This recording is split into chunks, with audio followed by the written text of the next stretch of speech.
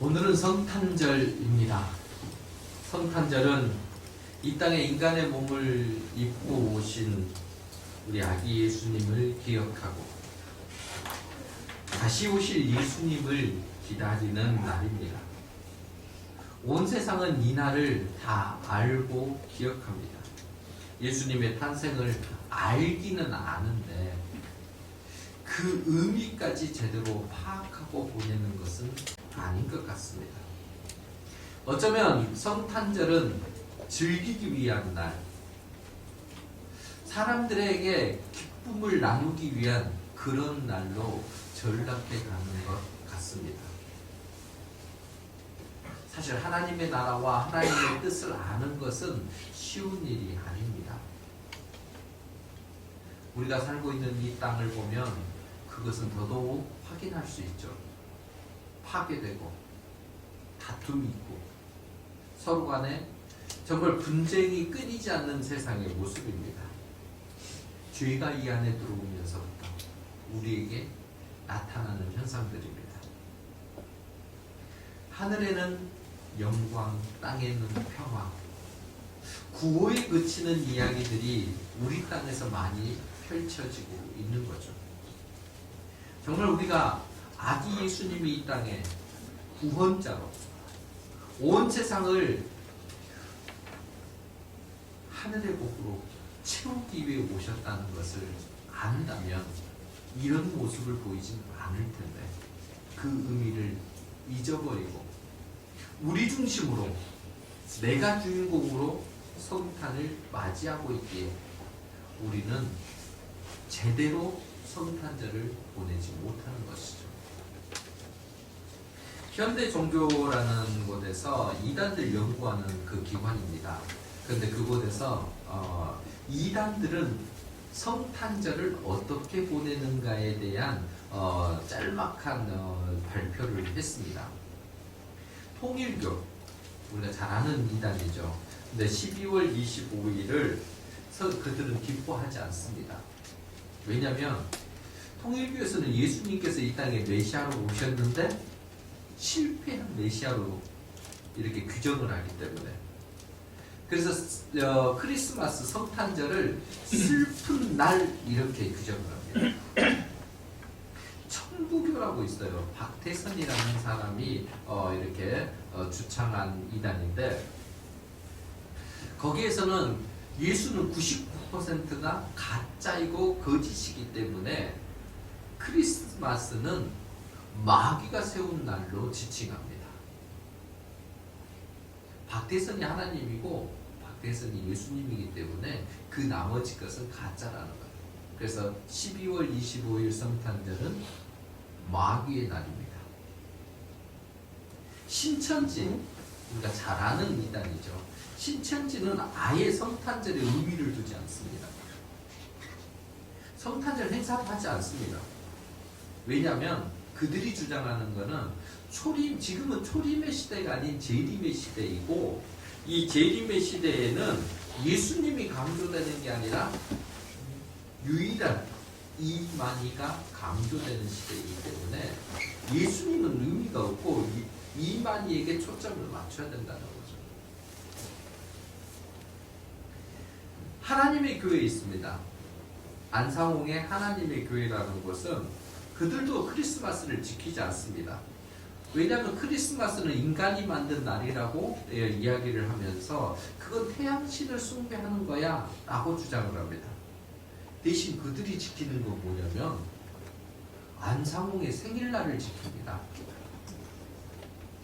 그러니까 성탄절을 예수님이 오신 그날을 사람이 만들었다고 하면서 태어난 안상홍을 위해서는 그날이 자기들의 기념일이라고 지키고 있는 모순에 빠져 있는 거죠. 기타 종교들도 그렇습니다만은 이처럼 많은 종교들이 성탄의 의미를 제대로 모르고 보내는 경우들, 오해하고 잘못된 시간들을 보내는 경우가 허다하다는 거예요.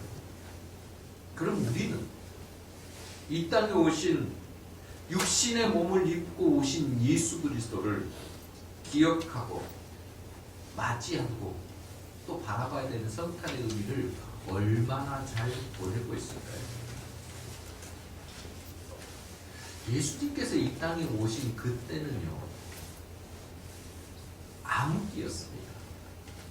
성경적으로 보면 이때만큼 암흑기가 없습니다. 왜 그러냐면 구약에서 하나님을 만날 수 있는 성전 제사가 있었는데 그게 다 무너져 버렸거든요. 근데 이 무너진 시기가 400년 동안이에요. 400년 동안 하나님을 만날 수도 없고 하나님 앞에 드려진 제사가 하나님께 바쳐지지도 않고 하나님이 받으시지는 않았기 때문에 대신 무엇이 없어졌냐면 하나님이 들려주시는 음성이 사라져버린 시대가 400년 동안의 영적 암흑기, 성경에서는 그걸 중간기라고 부릅니다. 구약에서부터 유대인들을 보면은 하나님을 참 경외했습니다. 미워했던 거죠. 그래서 하나님이라는 성경을 읽다가 여호와라는 이름만 나와도 그걸 함부로 부르지 못하고 목욕을 하고 그 이름을 썼다라고 할 정도로 그들은 하나님의 이름을 두려워했습니다. 모세가 시내산에 올라갔을 때도 하나님이 나타나심을 보고 이스라엘 백성들이 멀리서 바라봅니다. 혹여나 자기들에게 무슨 일이 벌어질까봐 가까이 가지를 못한 사람들이 유대인들입니다. 그런데 하나님께서 그들을 불쌍히 여기시고 그들과 가까이 하시기 위해 성전을 지어주시고 성전을 중심으로 그들과 만남을 갖기를 원하셨던 거죠. 제사를 통해 이스라엘 백성들 유대인들을 만나주셨습니다. 그런데 이렇게 드렸던 이 성전 제사가 백성들의 죄로 인해서 다 파괴되어 버린 거죠. 무너져 버린 겁니다. 하나님을 만날 수도 없어요. 하나님과 교제하는 것들이 다 사라져 버린 거죠. 성전의 기능이 마비된 겁니다. 물론 그 당시에도 제사를 드리지 않은 게 아닙니다. 제사는 늘 드려졌습니다. 때가 되면은 절기도 다 지켰습니다. 그런데 하나님이 기뻐하시는 제사, 하나님이 기뻐하시는 받으실 만한 절기가 이루어지지 않았기 때문에 그것은 무의미한 일이 된 거죠. 수많은 양들이 죽어갔습니다만 그것은 그저 그들만의 잔치로 끝나버렸던 거죠. 하나님의 임재가 사라졌습니다. 그게 400년 동안이에요. 그러니까 400년 동안 이게 지속되다 보니까 임재가 사라졌는지 또 이 하나님의 음성이 있었던지에 대한 감각조차도 사라진 시대. 그때가 예수님이 이제 탄생하려고 하시던 그때였습니다. 얼마나 어둡고 침침하고 우울한 시대였는지 모릅니다. 그런데 그때에 예수님이 이 땅에 오신 겁니다. 하늘의 영광된 그 자리를 내려놓고 이 땅의 낮은 자리로 가장 연약한 사람의 몸을 입고 이 땅에 오신 거죠. 그래서 이 성탄의 주인공은 예수님이십니다. 예수님께서 우리가 이 땅에 오신 그 성탄의 의미를 제대로 알려면 주인공부터 제대로 찾아야 하는 거죠. 그 주인공은 예수님이십니다. 예수님이 그러면 왜 주인공이시냐? 온 땅에 빛을 선포하신 구세주시기 때문입니다. 오시는데 그냥 오신 게 아니라 빛 되신 것, 세상에 어두컴컴한 암흑기였던 그 시대에 한 줄기 빛으로 오셨는데 그 빛으로 온 땅을 밝히셨기 때문에 주인공이십니다. 그리고 그 빛으로 우리의 죄와 허물을 벗기셨습니다. 그 허물을 벗기시고 우리에게 한 가지를 주셨는데 그게 생명입니다. 영생입니다. 이것을 가진 사람들, 이 영생이 우리 안에 들어왔기 때문에 우리는 기뻐하는 거예요. 이 영생이 우리 안에서 꿈틀거리기 때문에 우리는 그 은혜에 감격하는 겁니다. 왜요? 육신이 죽어서 끝나는 게 아니라 그 다음 영원한 세계로 우리가 갈 수 있다는 은혜의 통로를 가졌기 때문입니다. 그래서 하나님 앞에 영광을 올려드리는 겁니다. 이 은혜를 마음껏 이제 나도 누리고 너도 누리고 있기 때문에 함께 뭐가 일어나는 거예요? 교제가 일어나고 즐거움이 일어나는 겁니다. 이게 성탄의 본 의미 아니겠습니까? 우리는 첫 번째 그 성탄이 이루어진 그 시기를 기억해야 합니다. 첫 번째 성탄이 이루어지고 그 속에서 하나님이 우리에게 들려주시고자 하는 그 메시지를 우리는 들을 수 있어야 되는 거죠. 그런데 이 성탄의 메시지가 전달되기 전에 사실은 두렵고 떨리는 일이 하나가 생겼습니다. 요셉에게 말이죠. 여러분, 성탄이 첫 번째 성탄이 있기 전에 요셉은 매우 혼란스럽고 복잡한 심경을 가지고 그 시간을 보내고 있었습니다. 약혼을 했는데 마리아가 아기를 가졌다라고 소식을 전해옵니다. 아니, 동침하지도 않았는데 약혼만 했는데 어찌 내가 약혼한 여인이 임신할 수 있다는 말이야. 놀라기도 하고 분노가 치밀지 않겠습니까? 아니, 어느 남자가 함께 살기로 결단하고 약속을 했던 여인이 다른 일로 아기를 가졌다는데 즐겨하고 기뻐할 사람이 누가 있겠습니까? 분노가 치밀었는데 오늘 성경에 기록된 대로 요셉은 의로운 사람이라, 선한 사람이라 그것을 조용히 마무리하고 싶었습니다. 그래서 파혼을 하고 사람들에게 알려지지 않도록 그냥 조용히 일을 처리하고 싶었던 거죠. 그때 천사가 꿈속에서 나타나 말을 합니다. 20절과 21절입니다. 이 일을 생각할 때 주의 사자가 현몽하여 이르되 다윗의 자손 요셉아, 내 아내 마리아 데려오기를 무서워하지 말라. 그에게 잉태된 자는 성령으로 된 것이라. 아들을 낳으리니 이름을 예수라 하라. 이는 그가 자기 백성을 그들의 죄에서 구원할 자이심이라 하느니라. 다른 사람이 아니라 하나님의 심부름을 하는 천사가 나타나서 말을 합니다. 우와, 천사가 말을 하다니. 아, 천사가 꿈에서 내게 정말 내가 고민하고 또 고민하고 있는 일을 이야기하다니, 야, 그대로 따라야지, 이렇게 생각할지 모릅니다. 그런데 여러분, 그 시대를 아셔야 돼요. 앞에서 말씀드렸잖아요. 암흑기라니까요. 이게 진짜 천사가 하는 말인지 아니면 누가 꿈속에서 내가 상상해서 하는 말, 들려지는 소리인지 이게 구분이 안 가는 거예요. 헷갈리는 시대입니다.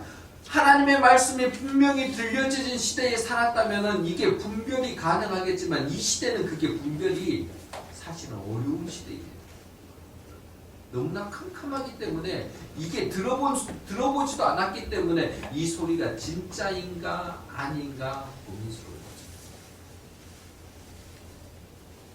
하나님의 임재와 음성이 사라진 그 400년 암흑기 시간에 지금 요셉은 천사의 소리를 들었습니다. 검증만 받을 수 있다면 참 좋을 텐데 답답하는 거죠. 이게 진짜인지 아닌지 검증을 받을 수가 없습니다. 오히려 더 고민이 됩니다. 자기 생각대로만 했으면 편할 텐데 이 자기의 생각과 반대되는 일이 하나가 지금 꿈속에서 나타났고 이게 진짜인지 아닌지 확인할 길도 없는 거예요. 얼마나 답답했을까요? 꿈에서 깼는데 그가 결정을 내립니다. 그게 오늘 본문 24절이에요. 요셉이 잠에서 깨어 일어나 주의 사자의 분부대로 행하여 그의 아내를 데려왔습니다.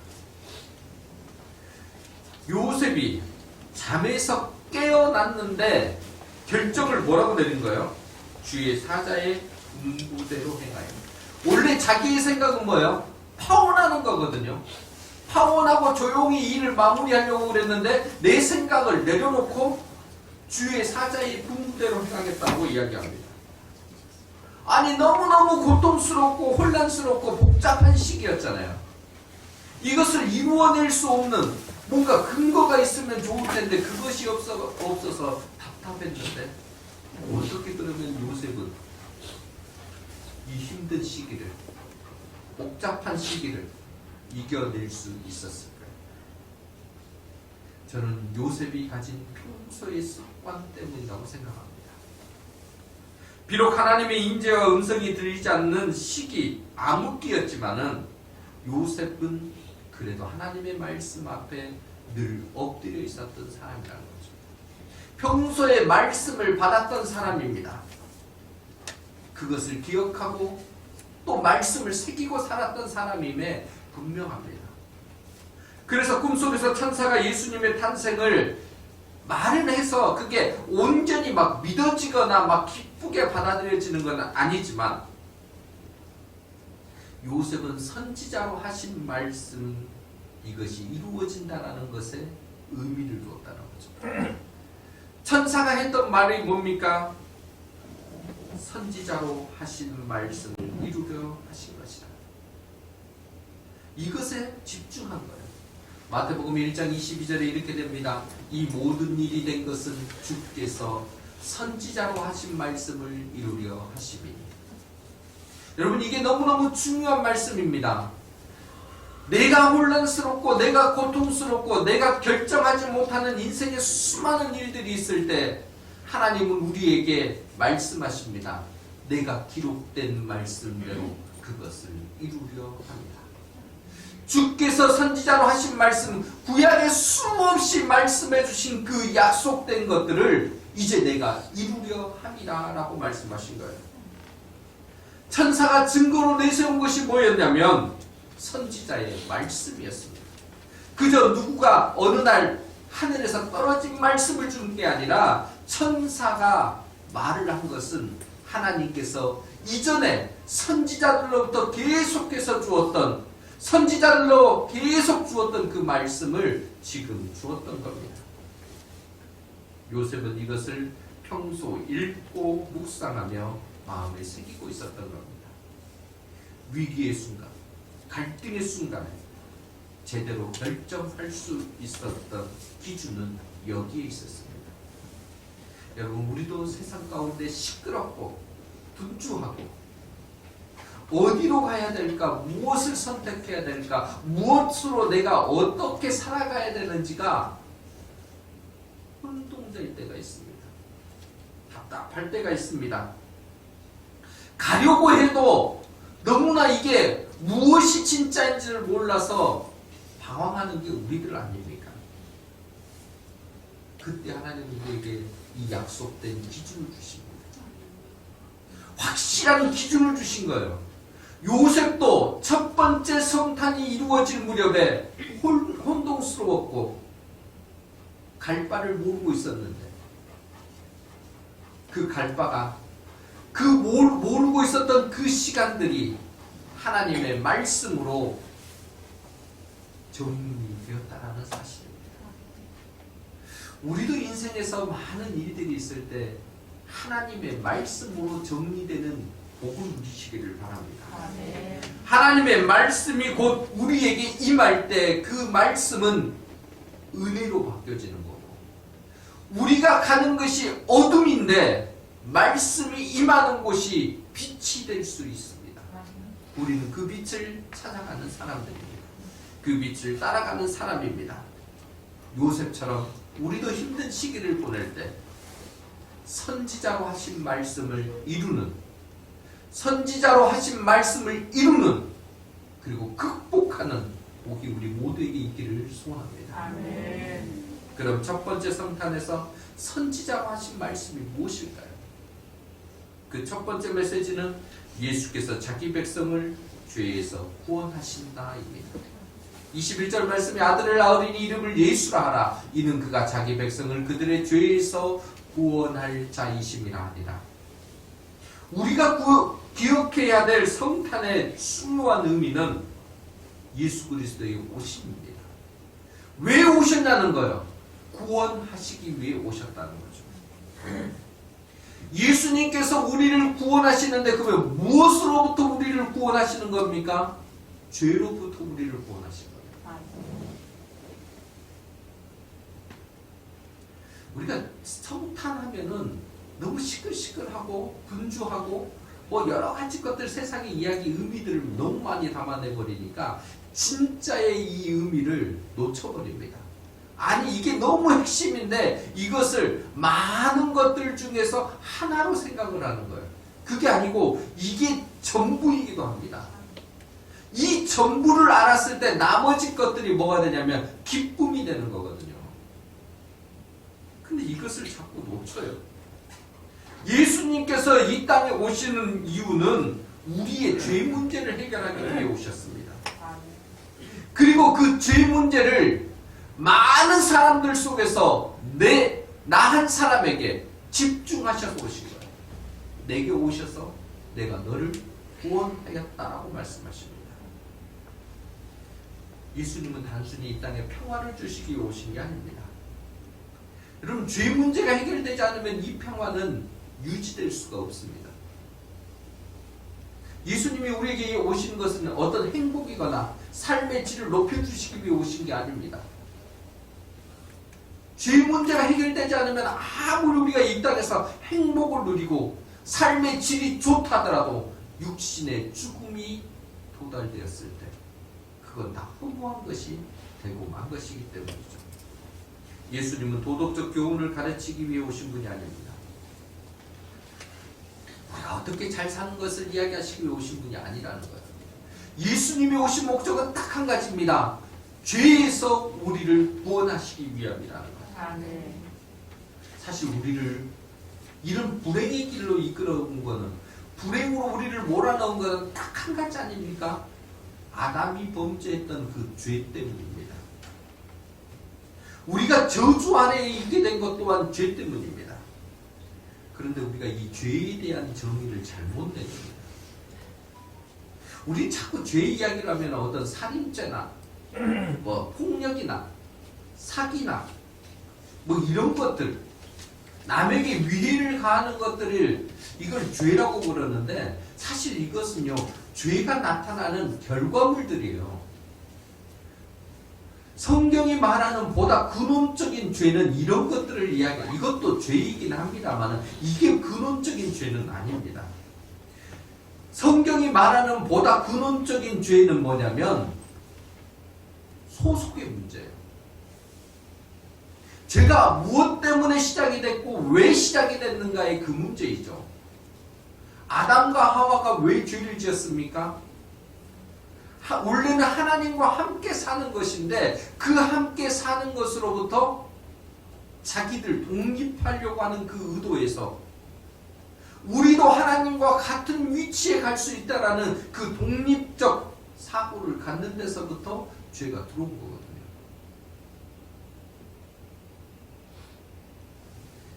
죄가 들어오는 순간 우리는 하나님과 관계가 분리되어 버린 겁니다. 하나님이 부르실 때 아담과 하와가 숨었고 피했습니다. 에덴 동산에서 추방을 당한 거죠. 그게 뭐예요? 분리입니다. 소속이 원래는 하나님과 함께였는데 소속이 이제 떨어져 버리는 삶이 됐다라는 거예요. 하나님 없이 살게 돼버린 거죠. 그것이 죄라고 성경은 이야기합니다. 예수님이 오시기 전까지 우리 모두는 하나님 없이 사는 죄에 빠졌습니다. 그런데 예수님이 오셔서 우리를 하나님 없이 사는 우리들에게 이제 하나님과 함께 할 수 있는 복을 허락해 주신 거예요. 하나님과 우리가 단절됐었는데 이 단절된 우리 가운데 다리가 되어주시고 연결이 되어주시고 중보가 되어주셔서 하나로 연결시켜 주셨다라는 거예요. 성탄은 이 은혜를 누리는 겁니다. 아기 예수님이 이 땅에 오셔서 우리를 뭐 하셨냐면 우리를 구원해서 이제 다른 백성이 아닌 하나님의 백성, 자기 백성을 삼으려 하십니다. 이게 성탄의 메시지입니다. 그래서 우리는 그분 앞에요 나서야 합니다. 아기 예수님 앞에서 맞습니다. 내 죄가 하나님과 떨어진 죄가 있었는데 주님이 오심으로 나는 하나님과 함께 할 수 있게 되었습니다. 예수님이 오신 것이 너무나 행복합니다. 예수님을 구주로 인정합니다. 그때 구원이 임하고 하나님을 만나는 은혜가 우리에게 임하게 된다는 겁니다. 하나님과 관계가 회복되어졌고 하나님과 관계가 회복이 되어지니 평강의 복이 우리 가운데 임하게 된 거죠. 이번 성탄절 우리 한번 기억해 보십시다. 우리를 죄로부터 구원하신 예수 그리스도를 온전히 우리의 삶에 정말 인격적으로 우리 한 사람 한 사람들을 만지시고 하나님과 온전한 관계를 유지시켜 주시기 오신 예수 그리스도를 기억하고 경배할 수 있게 되기를 바랍니다. 그 은혜가 우리 모두에게 가득 채워져야 합니다. 나를 구원하시는 그 은혜. 이게 첫 번째 성탄 메시지입니다. 성탄의 메시지의 첫 번째 성탄 메시지의 또 다른 의미는 이 땅에 오신 예수 그리스도께서 우리를 구원해 주시는데 우리와 영원히 함께 하시기 위해 구원하십니다. 이 땅에 오신 예수 그리스도께서는 우리와 함께 하신다. 우리 23절 말씀을 같이 읽습니다. 보라, 처녀가 잉태하여 아들을 낳을 것이요 그의 이름은 임마누엘이라 하리라 하셨으니 이를 번역한즉 하나님이 우리와 함께 계시다 합니다. 아멘. 하나님이 우리와 함께 계시다 합니다. 하나님은 멀리 계신 분이 아니라 우리와 함께 하시기 위해 하늘 모자를 버리시고 육신의 몸을 입고 오신 겁니다. 인간의 몸을 입고 오셔서 우리와 함께 하고 싶으시다라고 말씀하십니다. 우리 곁에 오신 분이십니다. 언제나 어느 순간에나 어떤 일이 있었든지 상관없이 우리와 함께 하십니다. 사실 세상에 여러 신들이라고 이야기하는 불려지는 그 모든 신들은 멀리 어쩌면 초월해 있는 곳에 계십니다. 그들이 있는 곳은 우리와 함께 있는 곳이 아니라 우리와 떨어져 있는 자신들만의 높은 세계에 있는 거죠. 그런데 우리 하나님은 물론 그곳에도 계십니다마는 우리 곁에 계십니다. 우리와 함께 하십니다. 내 안에서 역사하시고 나와 함께 하기를 기뻐하시는 분이십니다. 이 일을 위해 예수님이 이 땅에 오신 겁니다. 저는 개인적으로 이 임마누엘의 하나님을 너무 좋아합니다. 우리와 함께 계시고 또 우리도 그래서 We go with Jesus, 예수 그리스도와 함께 가는 이 은혜가 영원토록 지속되어져야 합니다. 우리에게 있는 이 임마누엘의 은혜가 있습니까? 우리의 매일의 삶 가운데 어느 순간에만 이루어진 것이 아니라 매일매일 우리와 함께 하시고 우리를 향해 손을 내미시고 나와 함께 가자고 말씀하시는 그 은혜를 우리는 누리고 있습니다. 어쩌면 위급한 순간에만 주님 나를 붙잡아 주십시오라고 이야기하는 건 아닙니다. 복잡한 순간에만 나를 도와주십시오라고 말하는 건 아닙니다. 아닙니다. 그때만이 아니라 언제나 우리 주님은 우리와 함께 계십니다. 내가 형통할 때나 슬플 때나 기쁠 때나 괴로울 때나 언제나입니다. 그리고 그 삶은 어떤 추상적인 삶의 그 모습이 아니라 아주 내 삶에 구체적으로 내 숨쉬는 순간순간들마다 함께 하고 계신다는 거예요. 여러분 시편 23편에서의 유명한 다윗의 고백을 합니다. 너무나 사랑하는 말 중에 4절 말씀이 있죠. 내가 사망의 음침한 골짜기로 다닐지라도 해를 두려워하지 않을 것은 주께서 나와 함께 하십니다. 다윗은 사망의 음침한 골짜기를 다니고 있었습니다. 그런데 그런 가운데서도 그는 해를 두려워하지 않는다라고 말을 합니다. 무엇 때문에요? 그 사망의 음침한 골짜기에도 주께서 나와 함께 하심을 믿었기 때문이죠. 구약의 임마누엘입니다. 그 하나님을 다윗은 알고 있었고 그 하나님을 경험했기 때문에 그는 삶의 절박한 순간에서도 두려워 떠는 게 아니라 오히려 그 삶에 하나님 나와 함께 계시니 감사합니다라고 고백하고 있었던 거죠. 다윗이 이 삶을 음침한 골짜기에서도 이런 고백을 할 수 있었던 것은 평소에도 주님과 동행했기 때문에 가능한 모습입니다. 매일매일 순간마다 하나님과 함께 있기 때문에 음침한 그 사망의 골짜기에서도 주님과 함께함을 느낄 수 있는 겁니다. 매일 주님과 함께하는 은혜를 누리시기 바랍니다. 그래야 어려운 순간에도 주님의 손을 붙잡을 수 있게 된다는 거죠. 다윗만 사실 음침한 골짜기, 힘들고 어려운 그 골짜기를 지나는 건 아닙니다. 우리도 그렇습니다.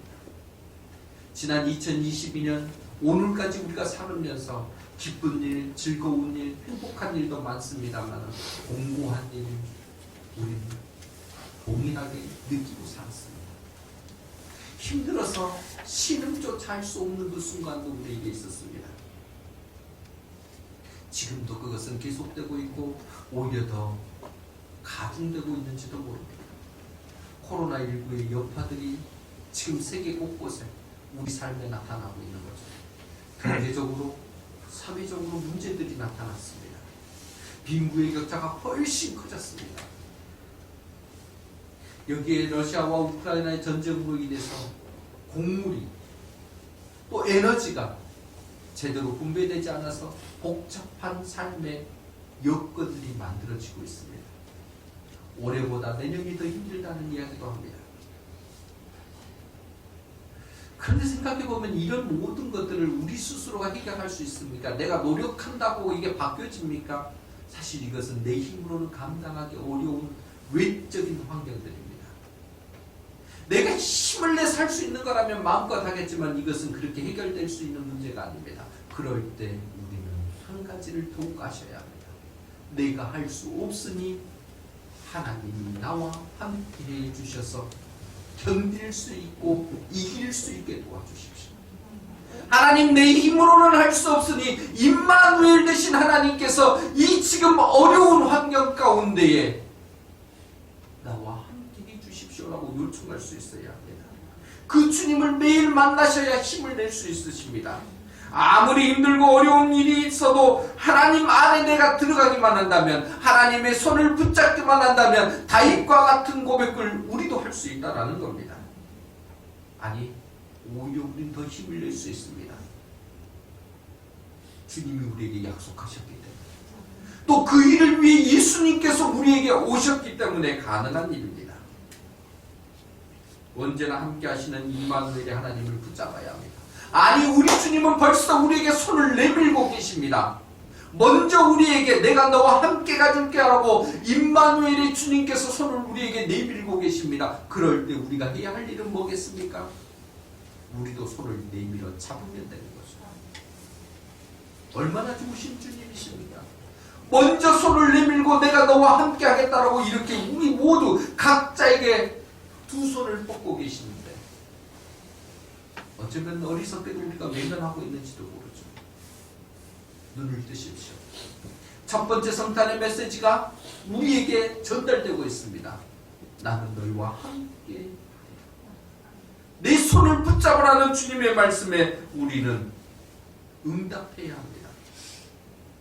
그리고 내 손을, 우리에게 손을 내미시는 그 손을 붙잡을 뿐만 아니라 이제 그 손을 붙잡고 네 붙잡은 손을 내 옆에 있는 이들에게도 손을 내밀 수 있는 은혜가 있기를 바랍니다. 연약한 이들, 내 도움이 필요한 이들, 내가 함께 해야 될 그 사람들에게도 내가 주님의 손을 붙잡았더니 이렇게 힘이 나더라, 너에게도 이 힘이 있기를 바라노라고 우리는 이야기할 수 있어야 합니다. 그 메시지가 우리에게 충분히 도달되어질 수 있기를 바랍니다. 적당히 손을 내밀지 마시고 쭉 내미십시오. 주님이 우리의 손을 붙잡아 주시고 그 내민 손의 은혜를 가지고 내 주변에도 손을 내밀어 보십시오. 그 손을 내밀 때 주님은 기뻐하시고 또한 그 내민 손과도 함께 하십니다. 오래된 크리스마스 영화인데 혹시 보셨는지 모르겠습니다. 인터넷 유튜브에 치면 나옵니다. 1946년작인데 멋진 인생이라는 거. 저도 이번에 처음 이 영화를 봤습니다. 인터넷을 통해. 뭐 스크루지 영감을 우리는 보통 크리스마스 때 하면 하는데 그와 비슷한데 좀 달라요. 이 영화의 이야기는 이런 거예요. 미국 시골 마을에 사는 조지 베일리라는 사람이 있었는데 주인공입니다. 이 사람이 어떤 삶을 살았냐면 어릴 때 동생이 썰매를 타다가 얼음물에 빠지니까 그를 구하러 들어갔다가 청각 한쪽 귀가 장애를 입게 되는 거죠. 그럼에도 불구하고 동네 사람들의 어려움, 이웃 사람들이 공부한 일이 빠지면 그걸 다 만사 제쳐놓고 도와주는 일을 잘했던 사람입니다. 참 복되게 살아요, 인생을. 그런데 그렇게 좋은 일을 하고 사는데 이 사람에게 안타까운 것은 별로 소득이 없다는 거예요. 돌아오는 것은 좀 손해나는 것밖에 없는 거예요. 그래서 회사를 하나를 하고 있었는데 참 열심히 살았는데 불행한 일이 생겨버립니다. 삼촌이 회사 운영자금인 거금을 잃어버렸어요. 그래서 부도만을 위기에 처해버린 거예요. 그래서 이 조지가 더 이상 내가 이 땅에 있어서는 안 되는가 봐 하고는 다리 난간에 가서 죽으려고 합니다. 자살을 생각하고 갔는데 크리스마스 이브 날이에요. 흐르는 강물을 보면서 뛰어내리려고 하는데 어떤 사람이 다가와 말을 합니다. 당신 지금 하는 그런 생각 하지 마. 지금 가지고 있는 그 생각 버려. 그 이야기를 전해줍니다.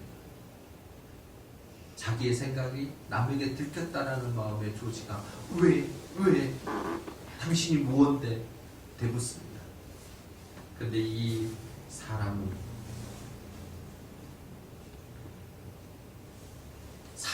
마을 사람들이 조지를 위해 기도한 그 소리를 듣고 조지의 가족들이 그를 위해 애쓰고 애써서 기도하는 소리를 듣고 하나님이 보내준 또 다른 천사입니다. 그에게 조지는 말을 합니다. 나는 죽어야 될 사람이라고. 아니 태어나지 말았어야 될 사람이라고 막 말을 하죠. 그러자 이 사람이 그러면 조지 당신이 없는 세상을 내가 보여줄게 하고는 그를 데리고 가죠. 판타지 영화니까 꿈에서 이렇게 보여줍니다. 그가 없는 마을, 그가 없는 직장, 그가 없는 가정, 난장판, 지금보다 훨씬 더 안 좋은 상황이 계속 벌어지고 있고 사람들은 그곳에서 무너지고 비참한 그 모습을 가지고 사는 것을 보여줍니다. 조지가 깨닫습니다. 그래, 나의 작은 힘도 함께 할 때 그래도 마음을 조금이라도 더 낫게 만들었구나 하고 돌이키고 가정으로 돌아갑니다. 조지가 돌아오자 마을 사람들이 기뻐합니다. 그들이 십시일반으로 모은 돈을 보았더니 잃어버린 거금만큼 돈이 모아집니다. 다시금 제기를 하고 마을의 행복을 가져왔다라는 어떤 해피엔딩이 되어지는 영화입니다. 그래서 크리스마스 이브 저녁이 마을의 축제로 바뀌었다라는 이 이야기죠. 여러분, 이 멋진 인생이라는 이야기를 들으며 우리도 이런 멋진 인생을 위해 주님 우리 가운데 계신 건 아닐까요? 우리는 이번 성탄절에 누구에게 손을 내밀어야 될까요? 여러분, 지금 누구에게 내밀고 계십니까? 바로 내 옆에 있는 이에게 먼저 손을 내밀어 보십시다. 그에게 따뜻한 온기를 전해주시고 이렇게 말씀해 주십시오. 우리 예수님은 너와 함께 하시는 임마누엘의 주님이시다. 주님의 손을 꼭 붙잡고 주님과 함께 하는 성탄을 누리기를 바랍니다. 반드시 옆 사람에게 전해주십시오. 우리 주님은 임마누엘의 주님이시다. 주님의 손을 붙잡고 주님과 함께 하는 성탄을 누리시기를 바랍니다. 이번 성탄절에 우리와 함께 하시는 예수님을 온전히 붙잡는 우리 모두가 되기를 소원합니다. 우리 주님과 동행하는 따뜻한 온기와 은혜가 나를 통해서 다른 사람들에게도 전해줄 수 있는, 주님이 전해주신 이 첫 번째 성탄의 메시지가 다른 이에게도 전달되어지는 은혜가 우리 사회 가운데 넘쳐나기를 바랍니다. 사랑하는 성도 여러분, 첫 번째 성탄이 있을 때 세상은 어둡고 침울했습니다. 어쩌면 이스라엘의 상황처럼, 로마의 지배를 받는 그 이스라엘의 상황처럼 우리의 상황도 그러는지도 모릅니다. 무엇보다 하나님의 음성이 들리지 않고 그 소리를 무시했던 그 시대, 지금과 거의 다를 바 없습니다. 그런데요, 그때 예수님이 오셨습니다. 예수님이 첫 번째 성탄 메시지를 그렇게 전해주신 거예요. 그 시대에 전해주신 겁니다. 우리에게도 동일합니다. 세상에 빛으로 오신 예수 그리스도께서 구원의 나를 구원해 주신다는 메시지에 기뻐하십시오. 우리를 자기 백성 삼아 주셨습니다. 그리고 자기 백성이니까 언제나 함께 하시겠다라고 임마누엘 되신 주님이 내가 너와 함께 하시겠다라고 손을 내밀어 주십니다. 손을 잡고, 손을 붙잡고 다른 이의 손에도 그 은혜를 전달해주는 복된 성탄의 메시지가 우리 가운데, 우리 사회 가운데 충만해지기를 주님의 이름으로 간절히 부탁드립니다.